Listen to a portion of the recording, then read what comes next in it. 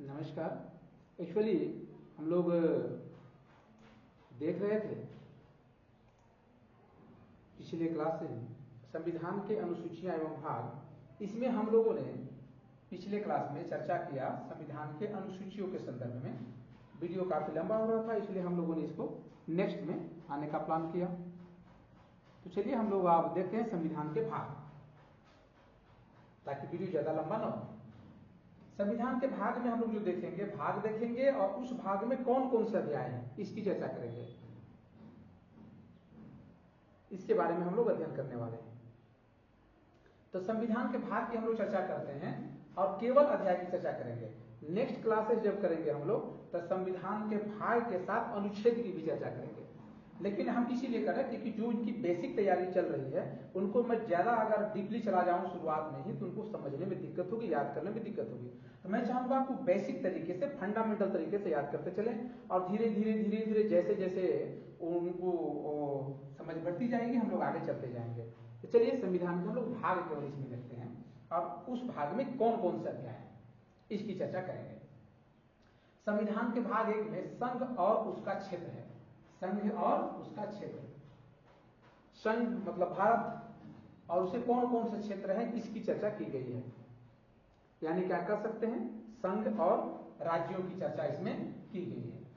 भाग 2 में नागरिकता की चर्चा की गई है, बताई गई है कि कौन भारत का नागरिक होगा, कैसे उसकी नागरिकता जाएगी और कैसे वो नागरिक भारत का कोई भी बन सकता है। तो नागरिकता कानून में जितने अभी एक ही बार में कई संशोधन उसमें हुए हैं, इसकी चर्चा भी हम लोग जब नागरिकता स्पेशल चैप्टर पढ़ेंगे तब उसमें चर्चा करेंगे कि नागरिकता को लेकर के कितने संशोधन हुए और कितनी बार उसमें बदलाव किए गए। तो लेकिन हम लोग यहाँ ये समझना है कि हम लोग केवल भाग देख रहे हैं, तो प्रयास करेंगे कि आधे घंटे 45-40 मिनट की क्लास में ये कंप्लीट हो जाए। भाग 1 में संघ और उसका क्षेत्र है, यानी कि संघ और राज्य की बात यहाँ की जा रही है। राज्य मतलब उसके क्षेत्र से संबंधित है।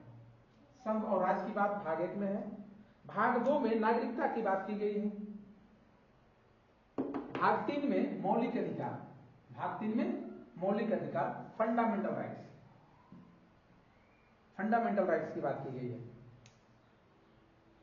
भाग 1 में संघ और उसके राज्य, 2 में नागरिकता, 3 में मौलिक अधिकार, चौथे में नीति निर्देशक तत्व, चौथे में नीति निर्देशक तत्व और चौथे में ही मौलिक कर्तव्य की भी चर्चा की गई है, जो इसको 51 के अनुच्छेद में इसको जोड़ा गया है। जब इसकी चर्चा हम लोग करेंगे तो उसमें देखेंगे कि ये जो आपका आता है वो 1 से लेकर के, ये जो आपका एरिया देख रहे हैं यहां से यहां पर सॉरी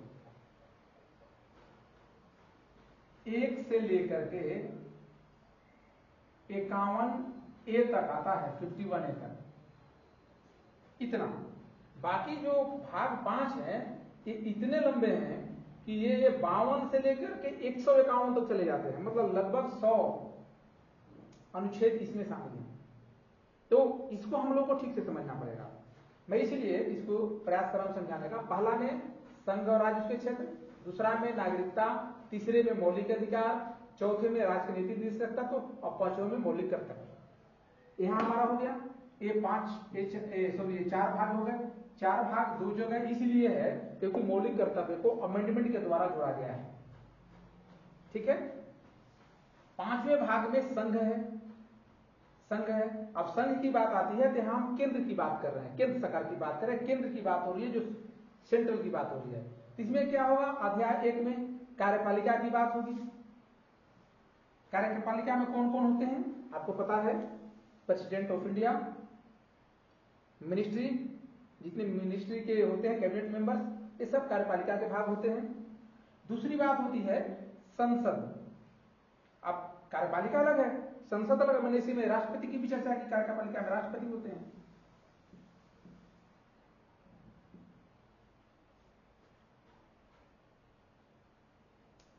इसके अलावा बात होती है संसद की।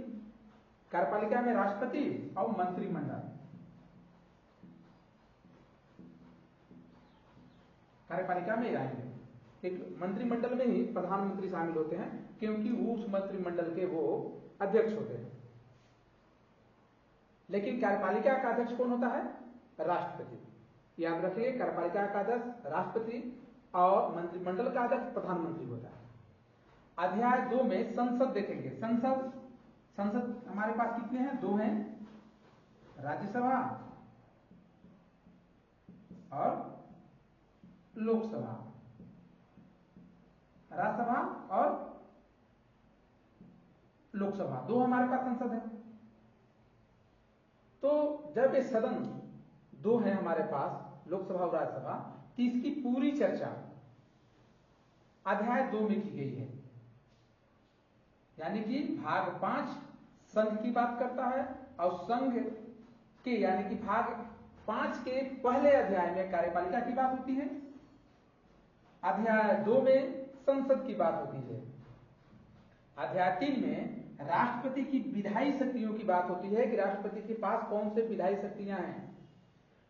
अध्याय 4 में संघीय न्यायपालिका की बात होती है। संघीय न्यायपालिका यानी कि सुप्रीम कोर्ट की बात हो रही है। अध्याय 5 में भारत के नियंत्रक और महालेखा परीक्षक की बात हो रही है।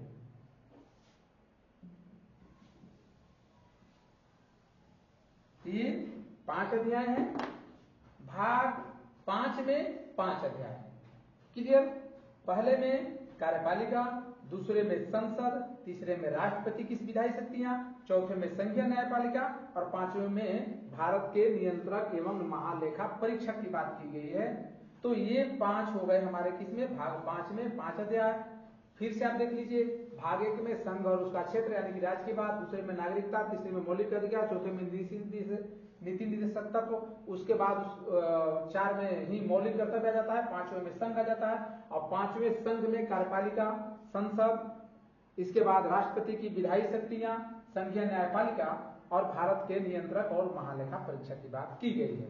तो इसको आप लोग ठीक से समझते चलेंगे, याद कर लेंगे, काफी आसान है। अब हम लोग भाग 6 की बात करते हैं। भाग 6 में राज्य की बात होती है। भाग 5 में क्या बात हो रही थी? संघ की।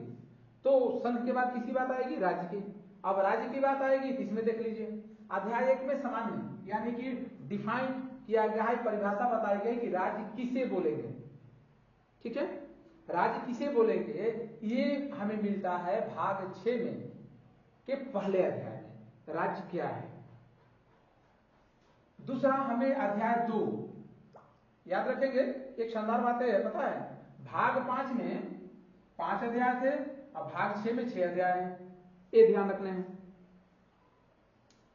तो अध्याय 1 इसमें क्या बात किया गया है? राज्य में सामान्य बात है, जिसमें राज्य को डिफाइन किया गया, उसको परिभाषित किया गया है, उसकी अवधारणा बताई गई है। 2 में कार्यपालिका, उसमें भी कार्यपालिका था ना, तो उसमें एक में कार्यपालिका था। कार्यपालिका में कौन होंगे? यहां से शुरू होगा गवर्नर, जिसको राज्यपाल बोलते हैं। इसके अलावा राज्य का मंत्रिमंडल,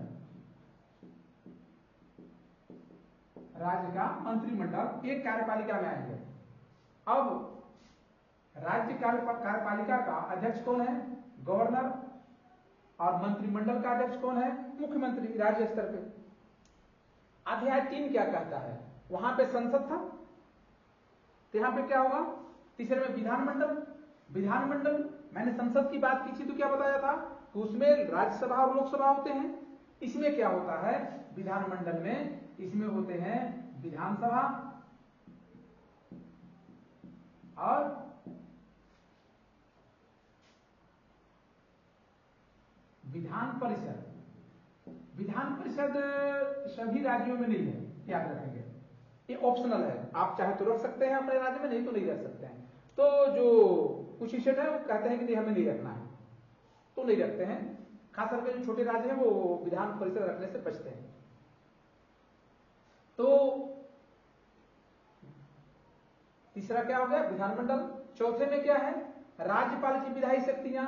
उसमें किसकी विधायी शक्तियां थी? उसमें विधायी शक्तियां थी राष्ट्रपति की।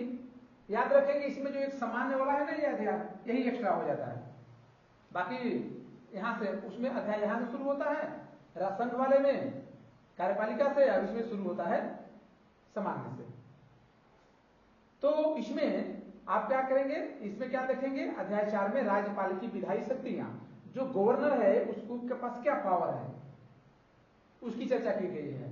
अध्याय 5 में राज्यों में उच्च न्यायालय की बात की है, उसमें क्या क्या बात की गई थी, संघ न्यायालय की बात की गई थी, यानी कि उससे बात की गई थी सुप्रीम कोर्ट की, इसमें बात की जा रही है हाई कोर्ट की, हाई कोर्ट की बात की जा रही है इसमें। इसके बाद इसमें इसके अधीनस्थ न्यायालय, अब है क्या कि इसके अधीनस्थ कुछ न्यायालय भी हैं, जैसे मान लीजिए डिस्ट्रिक्ट कोर्ट, इसके बाद सब डिविजनल कोर्ट, इसकी बात की गई है। तो इसकी बात यहां पे चर्चा की गई है अधीनस्थ न्यायालयों की भी। अब संघ वाले में किसी चर्चा की गई है, केवल सुप्रीम कोर्ट की, संघीय न्यायपालिका की। क्लियर। अध्याय 5 कहता है संघ के बारे में, अध्याय 6 कहता है राज्य के बारे में।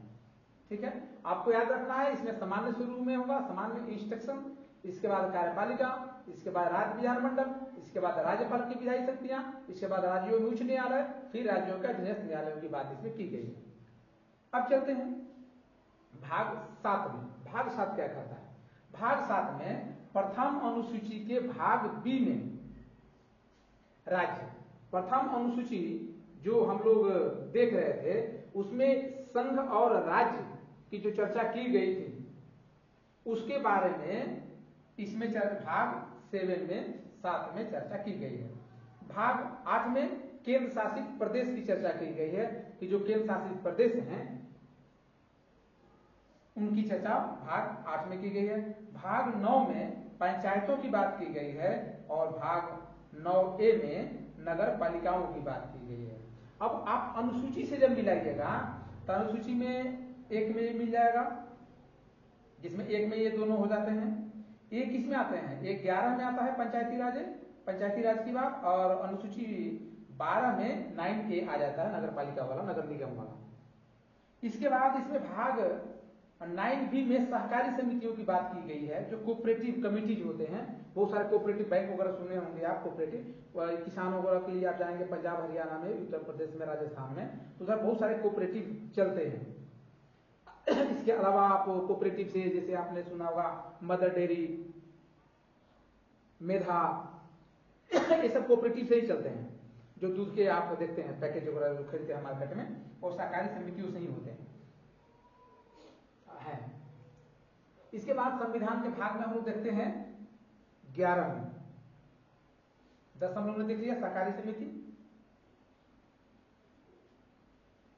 11 देखते हैं। 11 में संघ और राज्यों के बीच संबंध, ये कितने अध्याय में है, 2 अध्याय में है।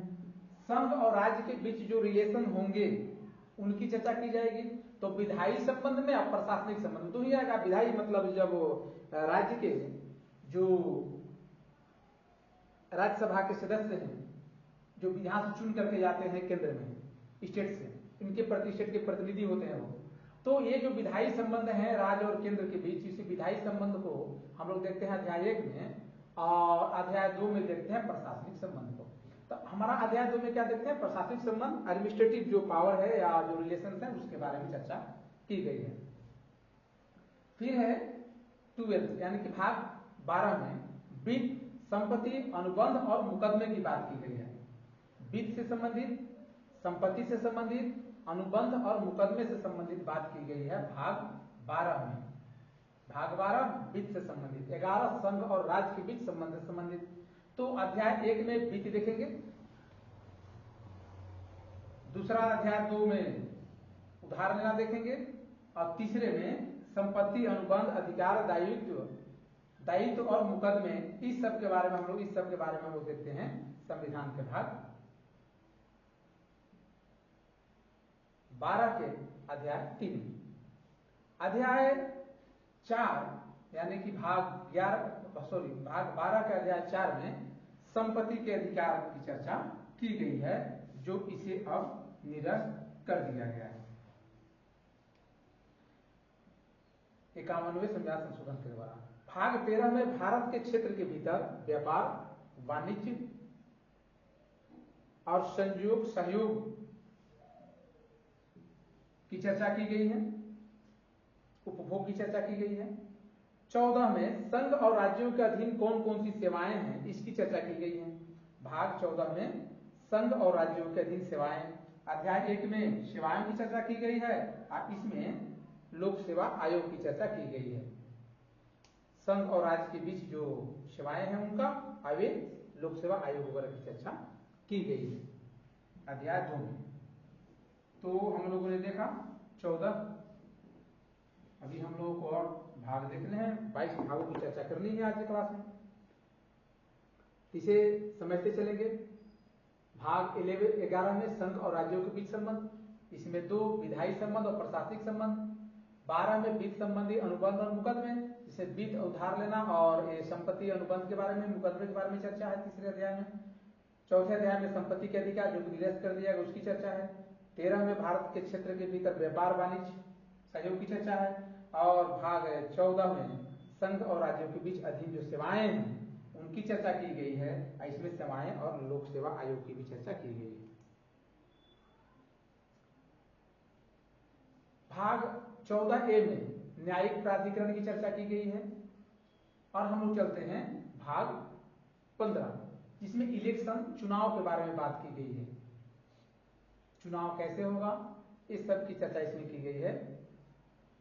भाग 16 में कुछ वर्गों से संबंधित विशेष प्रावधान हैं, कुछ वर्ग है वंचित वर्ग वगैरह, उससे संबंधित कुछ विशेष प्रावधान उसमें किए गए हैं। जब हम लोग विस्तृत रूप से इसकी चर्चा करेंगे भाग और अनुच्छेद में अगले क्लास में, तो बृहद हम लोग समझते चलेंगे। इस सिर्फ मैं आपको इसलिए बेसिक नॉलेज दे रहा हूं ताकि आपको ये याद रहे कि किस भाग में कौन से बातों की चर्चा की गई है। इसके बाद 17 में राजभाषा की बात की गई है। राजभाषा कौन सी राजभाषा होगी, उसमें है कि संघ की भाषा क्या होगी अध्याय 1 में, और क्षेत्रीय भाषाओं, स्टेट वाइज भाषाओं का क्षेत्र का चर्चा किया गया, भाषाओं का चर्चा किया गया है दूसरे में। और 3 में सर्वोच्च न्यायालय, उच्च न्यायालयों आदि की भाषा का चर्चा किया गया कि सर्वोच्च न्यायालय, उच्च न्यायालय में किस भाषा में, किन किन भाषाओं में बहस की जा सकती है, बातों को रखी जा सकती है। अध्याय 4 में भाग 17 के अध्याय 4 में विशेष निर्देश दिए गए हैं। अब हम लोग आते हैं 18 भाग 18 में आपातकालीन प्रावधान किए गए हैं जिसका प्रथम प्रयोग 1975 में 25/26 जून, क्योंकि इस दिन एक दिया गया था, 26 जून से लागू हो गया था। प्रथम प्रयोग इंदिरा गांधी की सरकार में की गई। जून याद रखेंगे, जून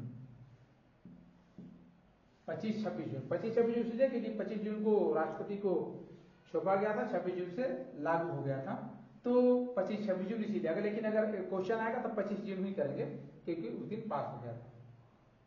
तो आपातकालीन प्रावधान किया गया था कि देश में आपातकाल कैसे होगा, किस कंडीशन में आपातकाल लागू किया जाएगा, इमरजेंसी लागू की जाएगी। इंदिरा गांधी ऐसी प्रधानमंत्री रही जिसने लगभग संवैधानिक प्रावधानों का उन्होंने उपयोग कर लिया है। अब कितना सही है कितना गलत ये बहस नहीं है, मतलब उन्होंने जो चीज को देखा समझा उसको प्रैक्टिकल कर लिया। भाग 19 कहता है विभिन्न और जो मिसलेनियस है उसकी चर्चा की गई है।